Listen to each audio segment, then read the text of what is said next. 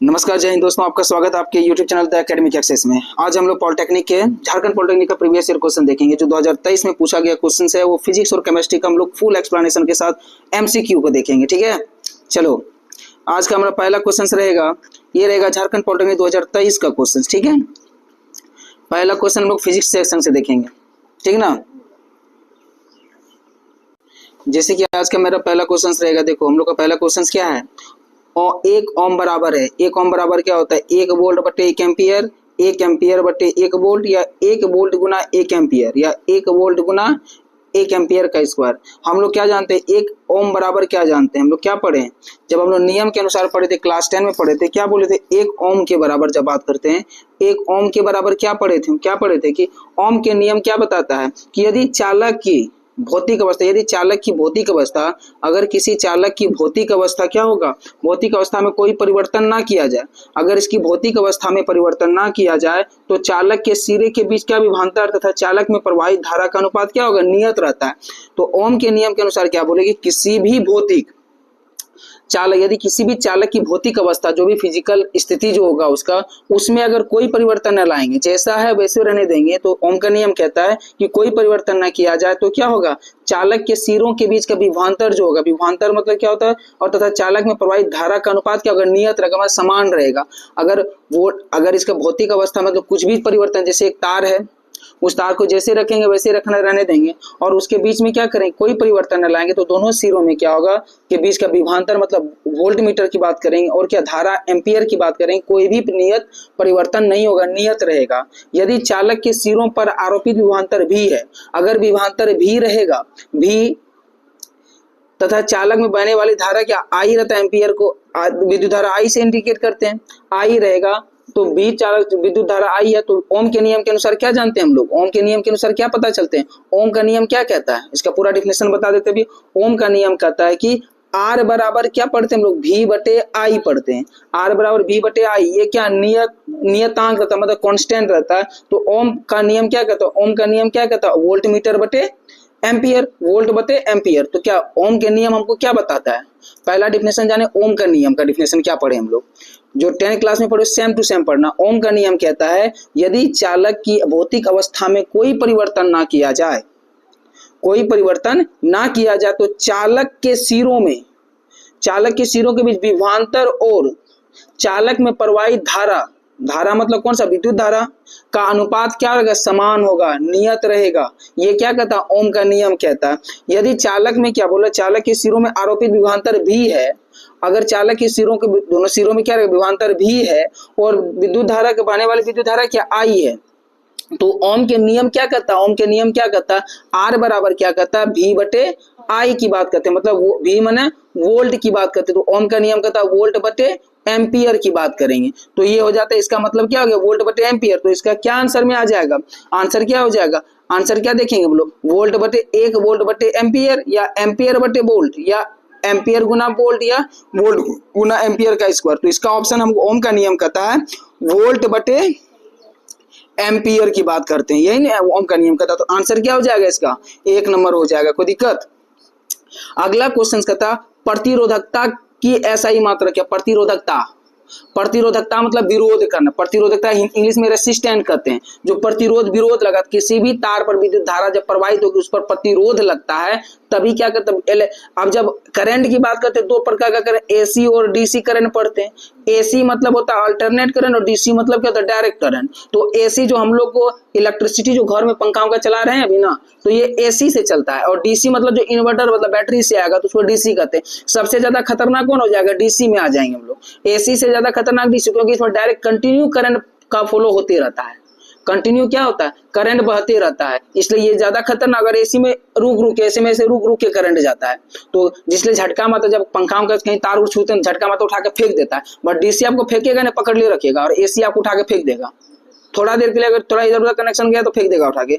इसलिए AC और DC क्या होता है, दो करंट का रूप में आता है। क्वेश्चन क्या है मेरा, प्रतिरोधकता, प्रतिरोधकता का SI मात्रक क्या होता है वो देखना, प्रतिरोधकता का SI मात्रक देखना हमको।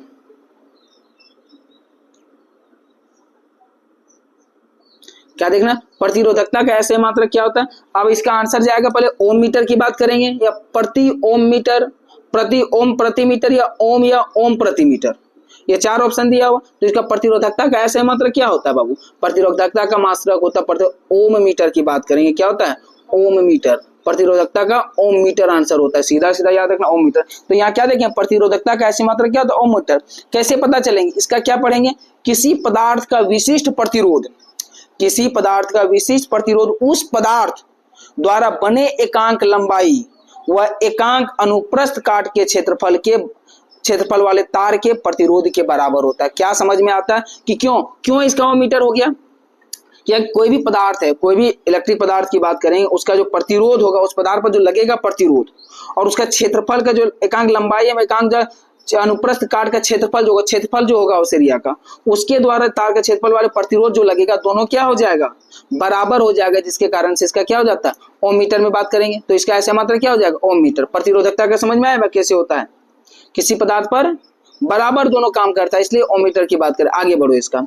अब यहाँ पे टोटल 10 क्लास का ये 1 कूलम आवेश में इलेक्ट्रॉन की संख्या की गणना करें। ये 10 क्लास में पढ़े होंगे। 1 कूलम आवेश, एक एम्पियर के बारे में पढ़े होंगे। तो 1 कूलम आवेश में इलेक्ट्रॉनों की संख्या क्या होती है? ये 10 क्लास का डायरेक्ट क्वेश्चन होता है। या 6.25 into 10 to the power 10 electron, या 6.25 into 10 to the power 18 electrons, या क्या पढ़ेंगे 1.6 into 10 to the power 10 electron से 1.6 into 10 to the power 18 electrons. तो कितना इलेक्ट्रॉन्स होता है इसमें? इसका सबसे पहले ऑप्शन देखेंगे B number 6.25 into 10 to the power 18 electrons के बराबर होता है 1 कूलम आवेश। 1 कूलम आवेश। आगे देखते हैं। तो 1 कूलम आवेश में इलेक्ट्रॉनों की संख्या कितनी होगी? 6.25 into 10 to the power 18 electron. कितना? 18 इलेक्ट्रॉन्स की बात करें। कैसे निकालेंगे इसके बारे में तो बताना नहीं है अभी, इसके बारे में थोड़ा सा देख लो कैसे निकालेंगे। क्या बोला गया कि 1 कूलम आवेश में इलेक्ट्रॉनों की संख्या कितनी होती है? 6.25 into 10 to the power 18 electrons की बात करेंगे। 18 इलेक्ट्रॉन्स होता है। तो कैसे इलेक्ट्रॉन को किससे दर्शाते हैं? ई से दर्शाते हैं। इलेक्ट्रॉन को क्या दिखाते हैं? ई से दर्शाते हैं इलेक्ट्रॉन को, जिसका मान क्या होता है? 1.6। एक इलेक्ट्रॉन का मान कितना? 1.6 into 10 to the power minus 19। और क्या होगा? एन इलेक्ट्रॉनों की संख्या एन इलेक्ट्रॉनों की संख्या निकालना ना। तो 1 कूलम आवेश में एन इलेक्ट्रॉनों की संख्या निकल। तो इसका नियम क्या? कूलम के नियम के अनुसार क्या कहते हैं? कूलम का नियम के अनुसार क्या कहते हैं? कूलम का नियम Q is equal to n into e होता है। एन इंटू ई होता है। एन कितना दिया हुआ मेरा? तो हमको निकालना क्या? नंबर निकालना है। तो नंबर एन इधर आ जाएगा तो क्या हो जाएगा? ई डिवाइड बाय क्या हो जाएगा? ई डिवाइड बाय क्या हो जाएगा?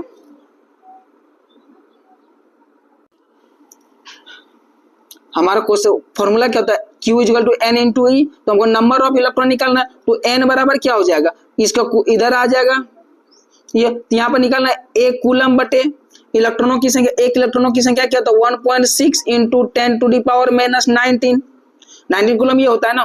तो ये कूलम जैसे ये डिवाइड करेंगे, माइनस में 19 है, माइनस में या 19 है, ऊपर चला जाएगा तो एक तो घट न जाएगा। तो घटेगा तो कितना हो जाएगा? जब डिवाइड करेंगे तो क्या हो जाएगा? 6.25 इंटू 10 टू दी पावर 18 क्या हो जाएगा? इतनी संख्याएं आ जाएगी इलेक्ट्रॉनों की संख्या। कोई दिक्कत नहीं? समझ में आया? क्या बताया हम कि 1 कूलम आवेश में इलेक्ट्रॉनों की संख्या निकालेंगे कैसे? अगर इलेक्ट्रॉनों की संख्या निकालना होगा तो कूलम का नियम पढ़े होंगे क्लास 10 में, उसका था एन इंटू ई। हमको नंबर निकालना, किसना क्या निकालना? नंबर निकालना। तो इलेक्ट्रॉनों की संख्या जब निकालने की बात करेंगे तो क्या हो जाएगा? 1 कूलम ऊपर में लिखेंगे। 1 कूलम आवेश निकालना हमको। कितना निकालना? 1 कूलम आवेश निकालना। 1 कूलम और नंबर ऑफ 1 इलेक्ट्रॉन। 1 इलेक्ट्रॉनों की संख्या कितनी होती है?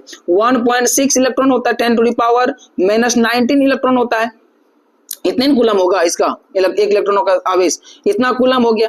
अब जैसे इसको डिवाइड करेंगे तो डिवाइड करने के बाद जैसे माइनस 19 ऊपर जाएगा, ये डिवाइड होगा तो क्या हो जाएगा? 6.25 into 10 to the power 18 electrons आ जाएगा इसका आंसर डिवाइड करने के बाद। ठीक है, तो इसका आंसर क्या चल जाएगा? मेरा आंसर बी नंबर में चल जाएंगे। आंसर किस में चल जाएंगे? B number 6.25 into 10 to the power 18 electrons हो जाएगा। कोनो दिक्कत? आगे बढ़ो। चौथा नंबर क्वेश्चन क्या है? देखो, विद्युत शक्ति का 1 वॉट के बराबर होता है। कितना इजी क्वेश्चन पूछा गया 2023 में। देखो, विद्युत शक्ति का 1 वॉट डैश के बराबर होता है। किसके बराबर होता है? डैश के बराबर। हमको देखना 1 वॉट बराबर 1 वोल्ट इंटू 1 एम्पियर। 1 वॉट बराबर 1 वोल्ट बटे 1 एम्पियर, या 1 एम्पियर बटे 1 वोल्ट, या फिर 1 वोल्ट का स्क्वायर गुना 1 एम्पियर। इसमें 4 ऑप्शन में कौन सा सही होगा? अब जब विद्युत शक्ति का फॉर्मूला क्या होता है, विद्युत शक्ति की जब बात करते हैं तो विद्युत शक्ति जब निकालना, विद्युत शक्ति को W से करते हैं, W से वाट को किया जाता है, विद्युत शक्ति वाट को किया, वाट बराबर आंसर क्या, वाट बराबर, वाट नहीं वाट, वाट बराबर कितना क्या फॉर्मूला होता है, वाट बराबर फॉर्मूला क्या होता है, वोल्ट गुना एम्पियर की बात करते हैं, वोल्ट गुना एम्पियर, तो 1 वाट में कितना हो जाएगा, 1 वोल्ट और 1 एम्पियर की बात हो जाएगा, 1 वोल्ट और 1 एम्पियर हो जाएगा ना। तो इसमें कौन सा ऑप्शन चला जाएगा, डायरेक्ट फॉर्मूला दिया गया तो क्या हो जाएगा ए नंबर। तो 1 वाट बराबर क्या, 1 वोल्ट गुना 1 एम्पियर, तो वाट बराबर विभवांतर गुना एम्पियर होता है विद्युत आवेश। कोई दिक्कत? अगला क्वेश्चन देखो क्या दिया गया question, bread toaster, bread toaster मतलब टोस्ट बनाते हुए एक मशीन आता है, उसमें ब्रेड डालोगे तो सुखा के निकल जाएगा, टोस्ट नहीं खाते चाय के साथ हम लोग, वो घर में बनाने के लिए ब्रेड टोस्टर एक मशीन होता है। ब्रेड टोस्टर और विद्युत इस्त्री, इस्त्री मतलब आयरन, जैसे विद्युत उष्मन युक्तियों के संवाहक शुद्ध धातु की अपेक्षा मिश्र धातुओं के बने होते हैं, क्योंकि मिश्र धातुओं की प्रतिरोधकता निम्न होता है, मिश्र धातुओं की प्रतिरोधकता उच्च होती है, या प्रतिरोधकता पर निर्भर नहीं करती, या उपरोक्त में से कोई नहीं। देखो तो ब्रेड ये सब में कौन सा धातु का मिश्र धातुओं के बने, किस धातु का बना होता है, पहला देखेंगे क्या, मिश्र धातुओं का प्रतिरोधकता उच्च होता है। उच्च प्रतिरोधकता के कारण ये कि जब उसमें हीट न देते हैं, उष्मा देंगे तो क्या होगा, उसमें ज्यादा गर्म होता है। जब आयरन कभी देखे हैं, आयरन खोल के अंदर देखिएगा ना, एक पतला वायर जैसा बना हुआ रहता है हीटर के जैसा, तो वहां पे गर्म होता है। तो इसका आंसर क्या होगा, मिश्र धातुओं की प्रतिरोधकता उच्च होती है, जिसके कारण से इसका उपयोग किया जाता है। इसका पूरा डिफिनेशन पढ़ो, देखो पूरा बारे में पढ़ाते हैं इसका, क्या ब्रेड टोस्टर और विद्युत इस्त्री जैसी विद्युत उष्मन युक्तियों में संवाहक शुद्ध धातु की अपेक्षा मिश्र धातुओं का बने होते, क्योंकि इनकी प्रतिरोधकता क्या होता है, उच्च होता है। जैसे ताप में वृद्धि के साथ इनकी प्रतिरोधकता का नगण्य परिवर्तन होता है। जैसे ताप वृद्धि होगा, अगर वहां पे आयरन काम कैसे करेगा, गर्म होगा तब ना आयरन काम करेगा।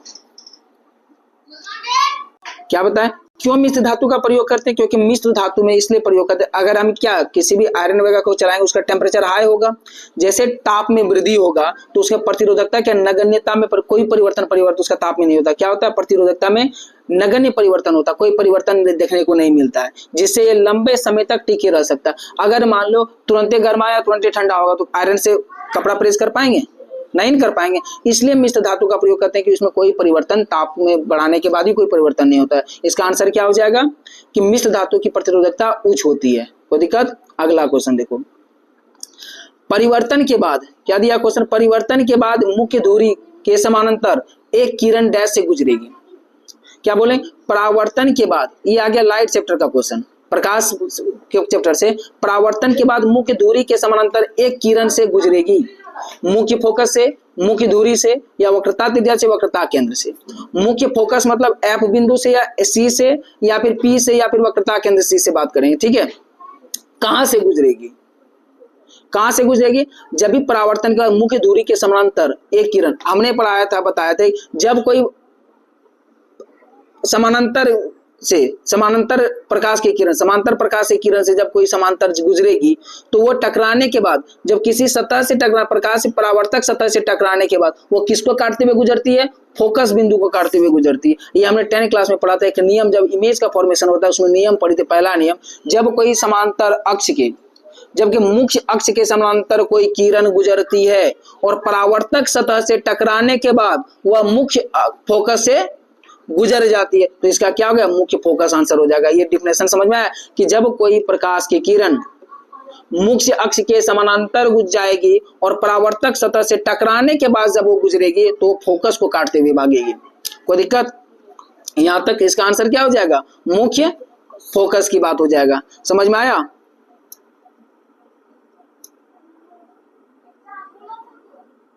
चलो अगला क्वेश्चन देखो क्या दिया, 7 नंबर में क्या कहा गया, दो युक्तियां समानांतर में दो बिंदु ए और बी के बीच जुड़ी है, दोनों बिंदुओं के बीच भौतिक मात्रा समान रहेगी, वह विद्युत, वोल्टेज, प्रतिरोध या इनमें से कोई नहीं होगा।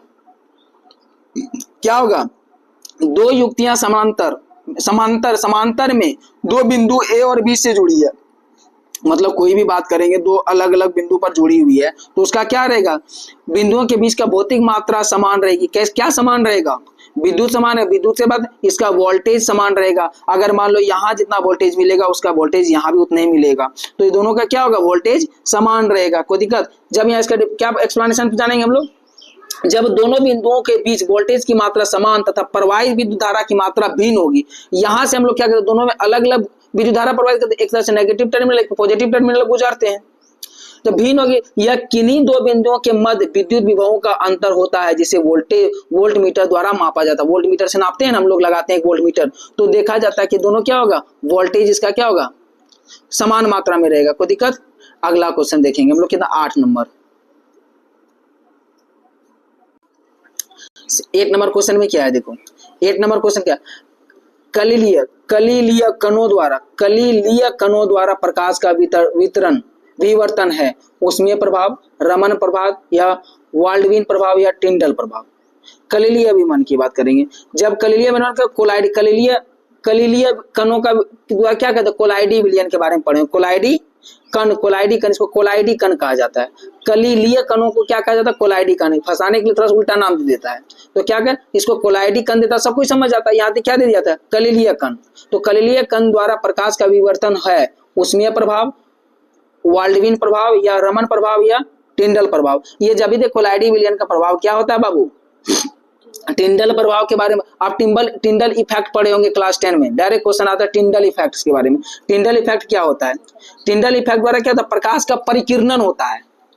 टिंडल इफेक्ट के द्वारा जब तारा टिमटिमाता होता नजर आता है ना, तो टिंडल इफेक्ट के कारण क्या होता है, टिंडल इफेक्ट क्या होता है, ये क्या होता है, कोलाइडी का रासायनिक से क्या लिखा, जब प्रकाश की पुंज कोलायड, जब प्रकाश पुंज कोलाइड से होकर गुजरता है तब इसमें अलग अलग निलंबित कण प्रकाश के बिखरते हैं और प्रतिबिंबित करते हैं, जिससे किरण का प्रकाश पथ में दिखाई देता है। जैसे ऊपर में कोई है और वहां से प्रकाश का परिकिरणन होगा, क्या होगा, परिकिरणन होगा। तो कैसा, टिंडल इफेक्ट में क्या करते हैं, टिमटिमाते हुए नजर आता है, वो प्रकाश के परिवर्तन के क्या परिवर्तन होता है, क्या होता है इसका परिकिरण, परिवर्तन नहीं होगा, परिकिरणन होगा।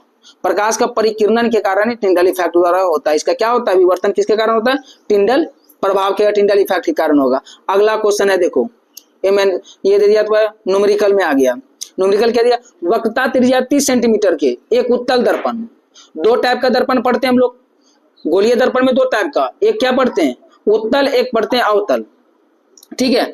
तो उत्तल दर्पण देखो, वक्रता त्रिज्या के एक 30 सेंटीमीटर के उत्तल दर्पण के सामने 20 सेंटीमीटर की दूरी पर रखी एक वस्तु की ऊंचाई 5 सेंटीमीटर है, प्रतिबिंब की ऊंचाई क्या होगा, प्रतिबिंब की ऊंचाई क्या होगा, ये दिया होगा। इसमें क्या दिया, त्रिज्या दिया हुआ हमको, r बराबर दिया हुआ 30 सेंटीमीटर, r बराबर क्या दिया हुआ 30 सेंटीमीटर दिया हुआ, और क्या दिया हुआ इसमें, ये जब भी बात करेंगे उत्तल दर्पण में कैसा बनेगा, प्लस से सामने रहेगा, प्लस रहेगा, प्लस ना होगा, तो 30 सेंटीमीटर। और प्रतिबिंब की दूरी कितना दिया, बीम की दूरी कितना दिया हुआ इसमें, उत्तल दर्पण के सामने 20 सेंटीमीटर दूरी पर रखी वस्तु की ऊंचाई 5 सेंटीमीटर दिया, तो हमको इसमें क्या लगा देंगे, कौन सा दर्पण सूत्र लगा देंगे, दर्पण सूत्र लगाएंगे। जैसे r बराबर दिया हुआ कितना 30 सेंटीमीटर, और u बराबर दिया हुआ कितना -20 सेंटीमीटर हो जाएगा। उसके बाद ऑब्जेक्ट दिया, ऑब्जेक्ट की ऊंचाई 5 सेंटीमीटर दिया गया है, तो हमको निकालना है क्या, ऊंचाई, इमेज की ऊंचाई निकालना ना, प्रतिबिंब की ऊंचाई निकालना, I बराबर हुआ।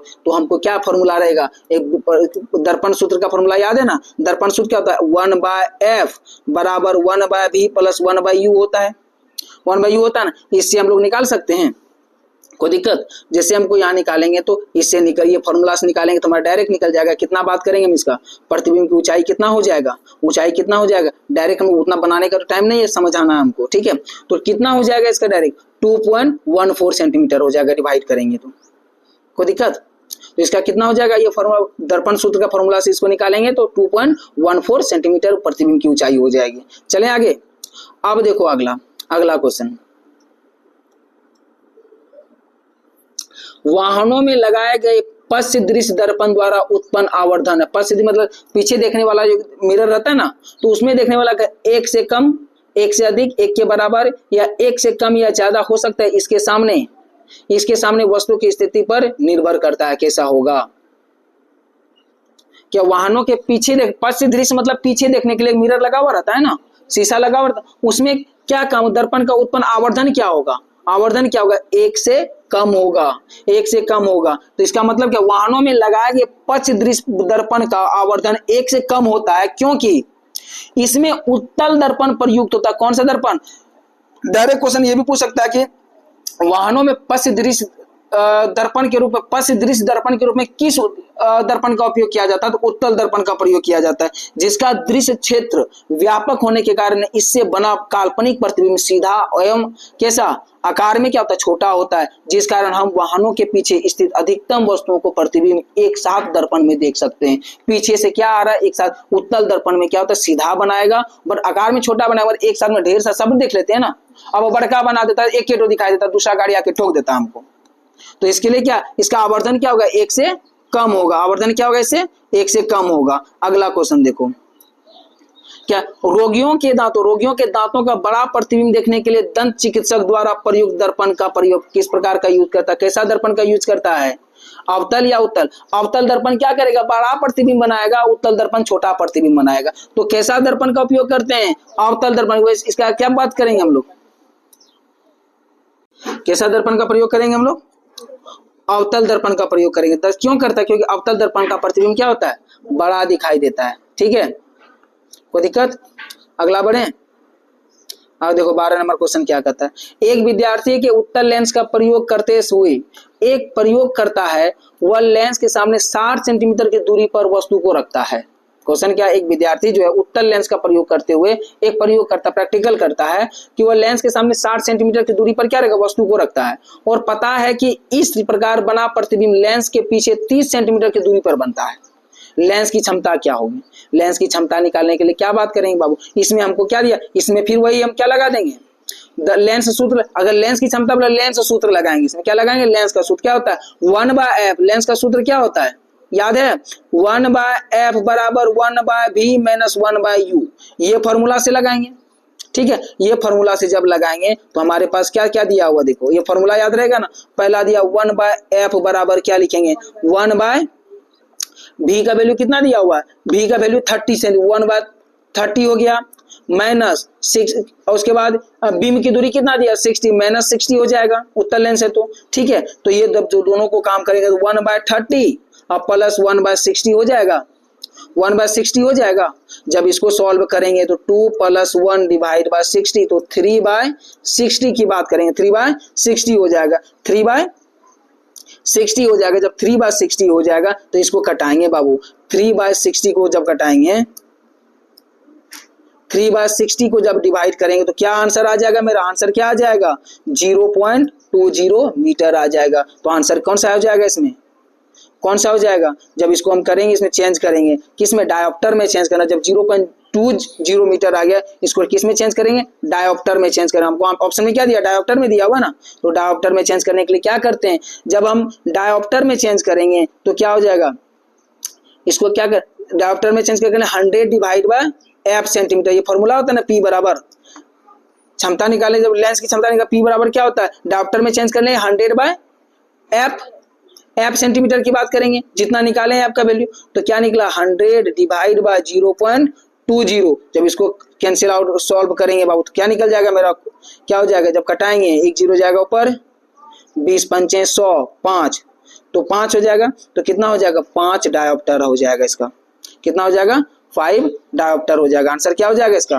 5 डायोप्टर हो जाएगा। कोई दिक्कत, तो लेंस की क्षमता कितनी हो जाएगी, 5 डायोप्टर के बराबर हो जाएगा।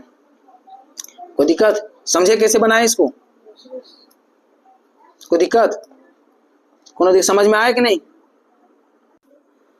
13 नंबर क्वेश्चन क्या दिया हुआ देखो, 13 नंबर क्वेश्चन, तरल तालाब वास्तविक से कम गहरा दिखता है। जो तालाब में देखते हैं तो वो जितना गहरा उससे कम दिखता है कि कम गहरा है। इसके लिए निम्नलिखित में से कौन सी परिघटना उत्तरदायी है, परिघटना कौन सा घटना के कारण ये हमको कम दिखता है। जब पानी में जब हम किसी गड्ढा में देखते हैं, गड्ढा में जाते हैं तो एकाएक कुछ जगह कटीटा गड्ढा है, कूदे तो डूब गए भीतर, घुस जाते हैं ना, एक छपांग से मार देते भीतर। तो ये कौन सा घटना उत्तरदायी होता है इसका, प्रकाश का परावर्तन, प्रकाश का अपवर्तन, या प्रकाश का प्रसरण, या पूर्ण आंतरिक परावर्तन।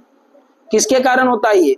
अब जानते हैं कि जब कोई प्रकाश की किरण विरल माध्यम से सघन माध्यम में प्रवेश करेगी, जब कोई किरण, प्रकाश की किरण विरल माध्यम से सघन माध्यम मतलब किसी द्रव या किसी में गुजरेगी, उसके कारण क्या प्रकाश का अपवर्तन कहलाता है ना।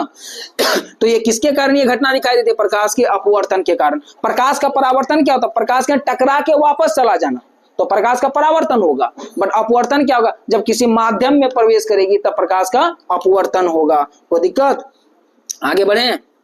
अगला क्वेश्चन 14 नंबर देखो, जब एक प्रिज्म से श्वेत प्रकाश प्रसारित होता है तो कौन सा रंग ज्यादा अपवर्तित होता है?